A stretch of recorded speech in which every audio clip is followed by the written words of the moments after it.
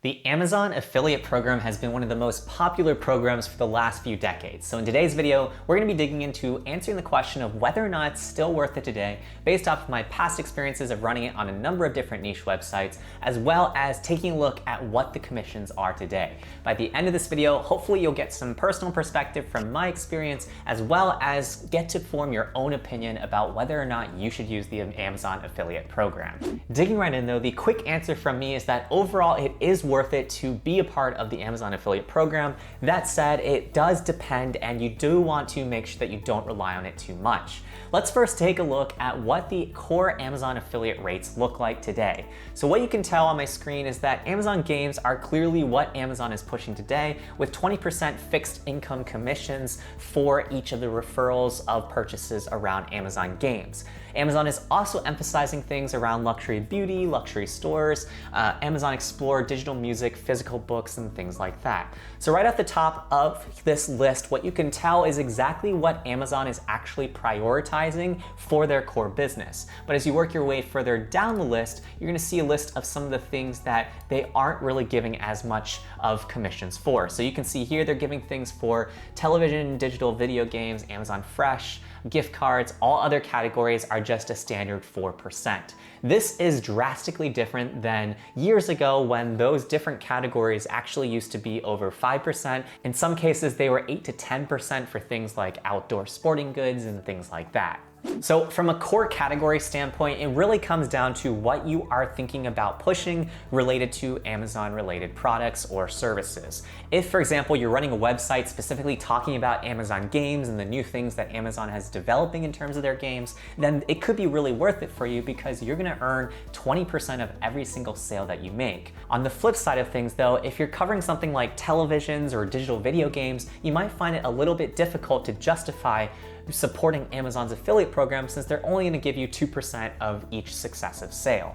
Aside from the core affiliate program though, Amazon affiliate also includes a variety of different bounty categories for key things that they are pushing on their platform.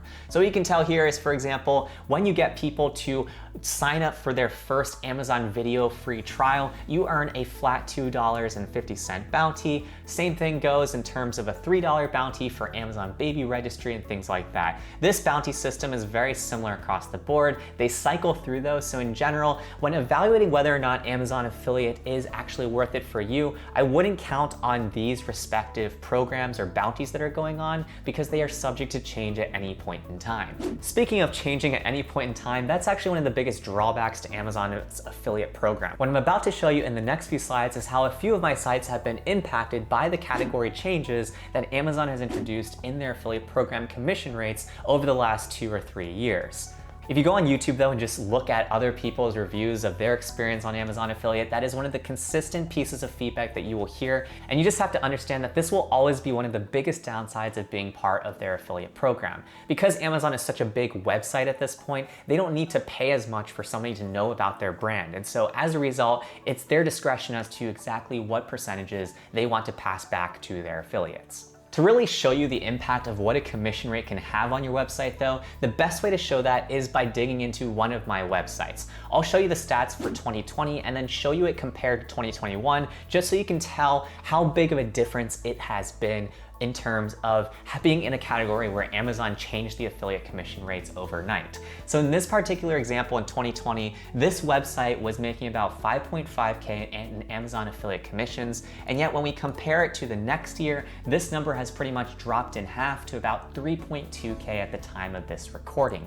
Digging even further into the data, what you can see is that in the year 2020, I gave Amazon about 109,000 clicks from this website, versus in 2021, I was giving around 82,000 clicks. Yes, my conversion rate has gone down from 5.15% to about 4.3%, but that being said, the order of magnitude difference in the clicks from 2020 to 2021 are not equal to the magnitude of the change in my affiliate commissions. In other words, my clicks did not drop more or less in half like it has here in terms of almost being more or less cut in half in terms of my commissions. If I were actually to do the math behind it, making around 3,100 versus 5,400 is close to a half drop in terms of Amazon affiliate revenue. And what you can tell is that it doesn't actually reflect reflect in terms of the click difference that I had on the websites year over year. Sure, again, there was a difference in conversions, but that cut in overall commission was the bigger influencer for this particular site.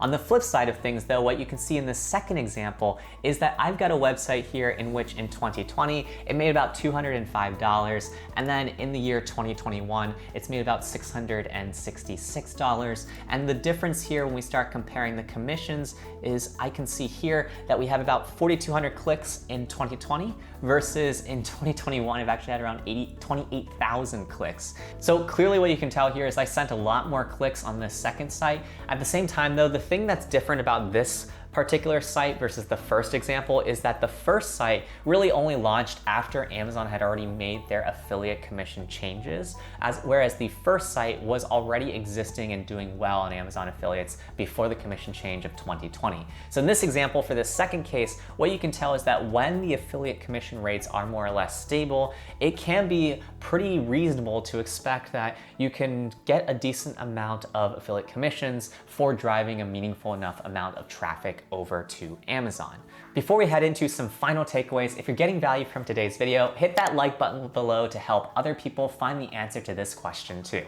Overall though, here's what I would tell you. If you're thinking about starting to use Amazon affiliates, whether it's for your YouTube channel, your websites, or things like that, I say go ahead and do it if you can't find another affiliate program that has a better rate for you.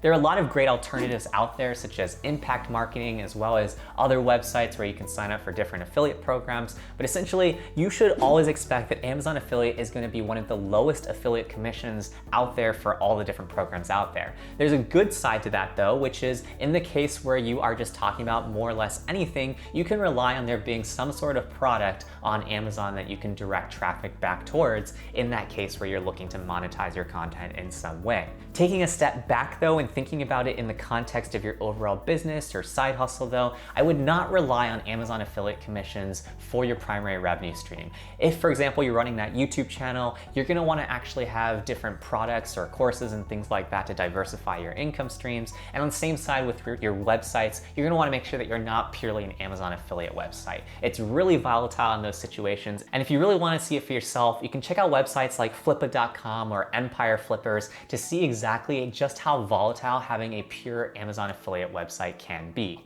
If you got value out of this video, be sure you hit that like button below, subscribe for more digital marketing, sales, and entrepreneurship content, and then check out my video over here where I go over whether or not it was worth it to run a niche website for the last 21 months.